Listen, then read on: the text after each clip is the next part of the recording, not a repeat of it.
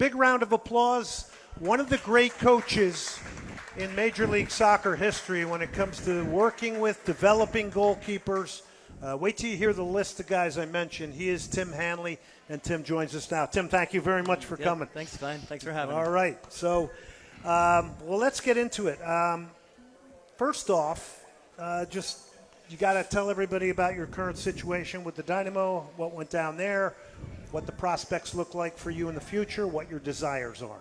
So I finished my 3-year contract this year with the Dynamo. So I'm no longer with them, as many of you know. I wouldn't be here tonight if I was working down there. And I think a lot of people maybe misunderstand the position of a coach on a given team and what it's like, and it is always in transition. It is. If you want to be a professional coach, you have to essentially move. There's no way around it. You're going to move, and I've been with so many clubs in 26 years of MLS, and those first years with the San Jose Clash, some teams didn't have goalkeeper coaches. So I've been really fortunate to last a really long time, and I talked to Glenn earlier in the week.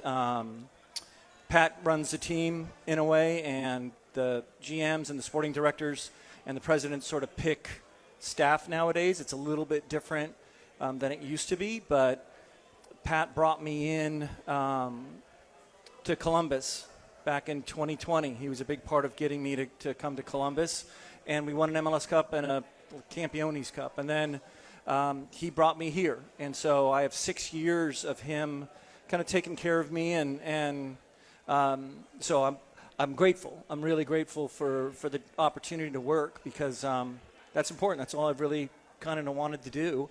So now I'm kind of transitioning. These things are never easy. I'll stay out here in Texas with my partner Kim. I'm going to start working on a online or a virtual goalkeeping thing where I coach goalkeeper coaches all around the country. And I love teaching. I'm 65, going to be 66. My body is really, really beat up from coaching, from smashing balls for years and years and years, and I hurt. Let me just intervene. By the way, Tim was an ex-professional goalkeeper as well. Yeah, I'm just kind of. You heard a little from that too. I hurt for some of that. Plus, I've landed on the ground pretty hard, flying off my Ducati. So I've both broke clavicles. We could tell ribs. that story. Oh man. So I was up in the TV booth doing a game last year, and I saw Tim come out, and he's. I kind of walk like that. He looked like an old man. I mean, I didn't know what happened to him. I thought it might be his knee or a back or something.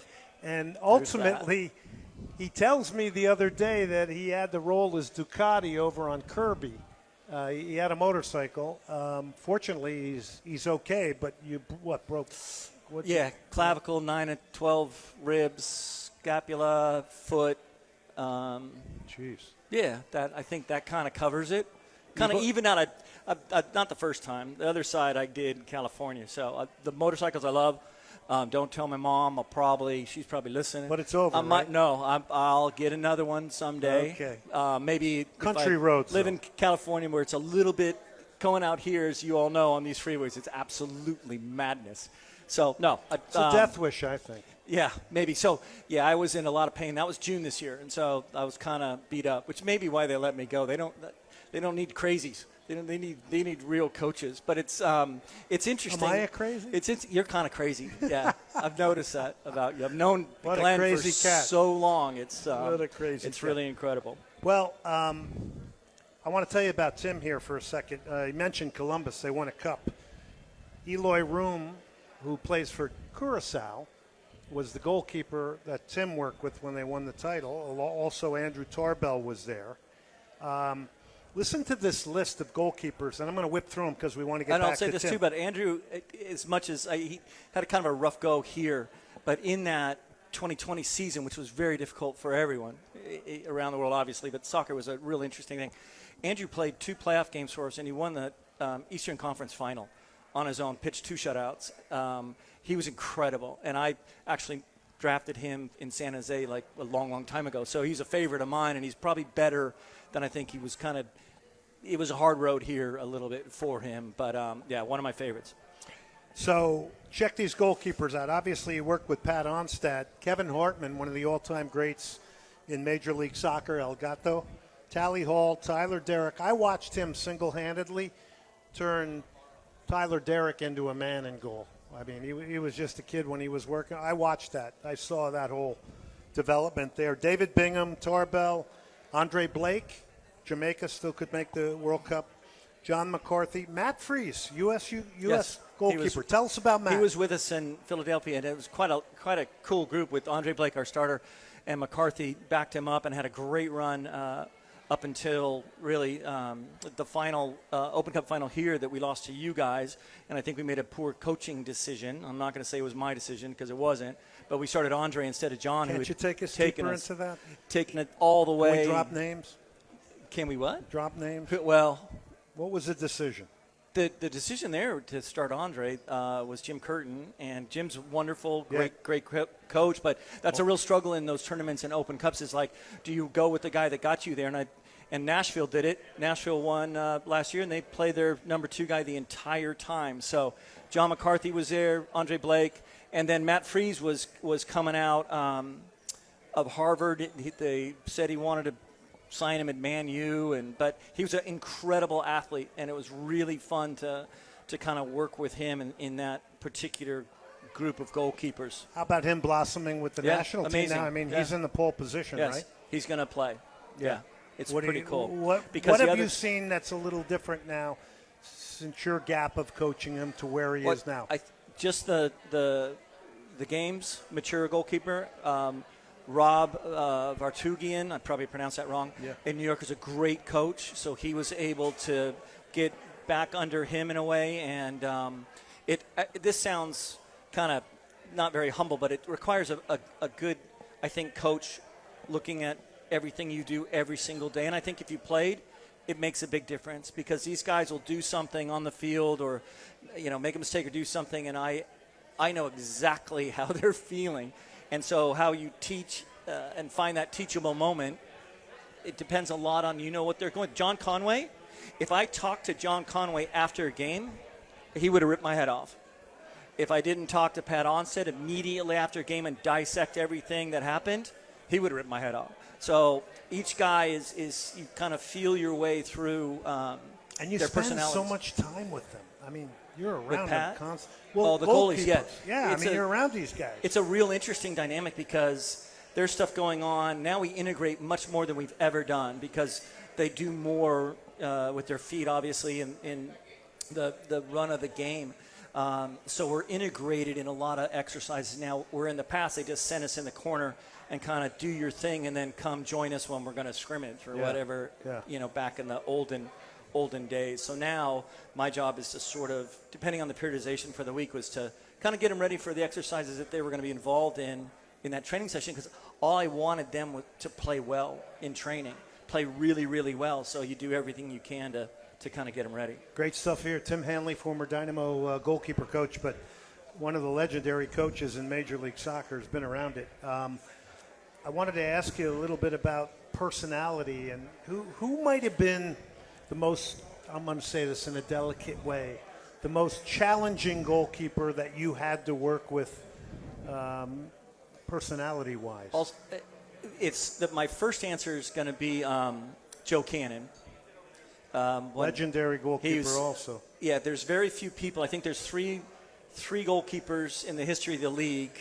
I might be wrong now because maybe Andre has done it, and maybe the Burkett guy's done it. But there's 3 guys in the league that have won the Goalkeeper Year Award 2 different times. You've coached.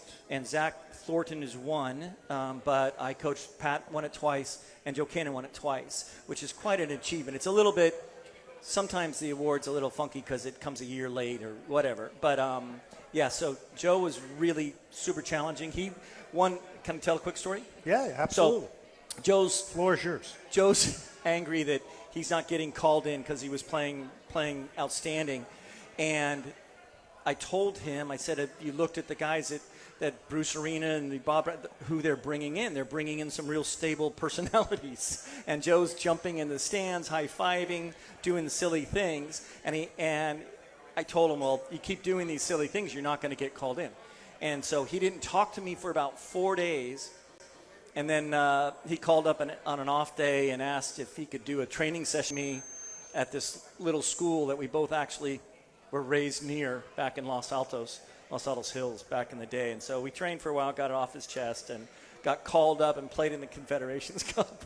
So Joe was challenging, but he's a lovely guy, wonderful guy. My last couple years here in Houston with Steve Clark was really challenging for me. It was very difficult. He's a different kind of personality, I guess at his particular age, similar to when I had Pat Onstad, you don't change them very much. You kind of get him ready for a game, and whatever technique he was bringing, I had to deal with. And there's some things that were going on there that it was so hard. In that case, how much have you had to change over the scope and the lens of your career? How much have you had to change some of your coaching methods as the game evolved? I'm hoping I personally haven't changed at all. I think I have the same approach from day one that I've always had, which is a little bit loose, a little bit calm, trying to take some of that off their shoulders. I've never yelled. I've only gotten kind of mad a couple times. I'm going to try to get you to yell by the time the there's a segment's few. over. You're the most calm guy. I know it's kind of, and I think that bugs management. Really? I think so. They want a screamer? Yeah, I think because I've had comments like maybe your Zen isn't the best way to do this, and that's just me. I'm sorry. I want to talk to these guys when they're older and they have kids. I don't kiss their ass. I'm not their friend. Yeah. But my methods have remained the same forever. How you deal every single day with one of it's usually 3. I would deal with this person in a certain way because I know what kind of floats his boat. This guy I have to deal, he wants something, and then the rookie kind of hammer the third and try to get him good with a little bit tougher, kind of tougher on these guys where the starter for that week, he's going to play. But if the 2 isn't ready to go and I've mistreated him in some way or haven't been honest with him and he's not ready to play on a Saturday night, I'm in big trouble.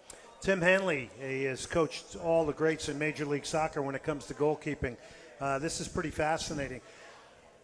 I look out in the youth community a lot, and I see hours of handling and making sure you're handling the ball clean. I mean, at the end of the day, it's keeping balls out of the back of the net. Any advice for goalkeeper coaches working with youth players? Well, I'm going to try to make them pay for this advice right now. So it's a freebie. Give them a freebie, though. You got to put it out there. I would say I think it's important that you realize that the age, particularly of the particular goalkeeper, a young person can't jump up and touch the bar. So we're not going to do a lot of crosses. There's not a lot of crosses in their game, and they're not going to be called on to do certain things physically that they can't do. So catching the ball and kicking it and learning how to fall down so it doesn't hurt. Technique is massive, but until they get older and strong enough to do some of the other things that you're going to do, you just kind of have to calm down and sometimes take the camera off yourself. Don't even use a camera because that changes the dynamic of everyone. I've never done a camera on my sessions. That's right. For people trying to get the next job. You coming back next week on the show? I can. We got to do a second segment. This is good stuff here, right? Tim Hanley, let's give him a round of applause, everybody. One of the all-time great goalkeeping coaches in Major League Soccer. I got the names to prove it here. Don't worry about that. And he's a big music fan, by the way. He only listens to my show to hear the break music. That's what he said. All right, we're going to take a break here. A reminder, Senate Avenue Brewing, if you're out and about on the town, come on out. The best in craft beer, they got the Bulgogi Bowl, if I'm saying that correctly, tonight. That will rival some Vietnamese restaurants in this town because I've tried that one. Tim, you're going to have that on the way out. Tim's also got a jersey and a ball that we're going to raffle off later. So the mayor, Andrew Mitchum's going to have you guys all sign a piece of paper. We got some things to kick out to you. And then we do want to remind you Soccer Matters, ESPN 97.5 is brought to you by John Daspit and the Daspit Law Firm. We'll take a break. We'll come back. More to come.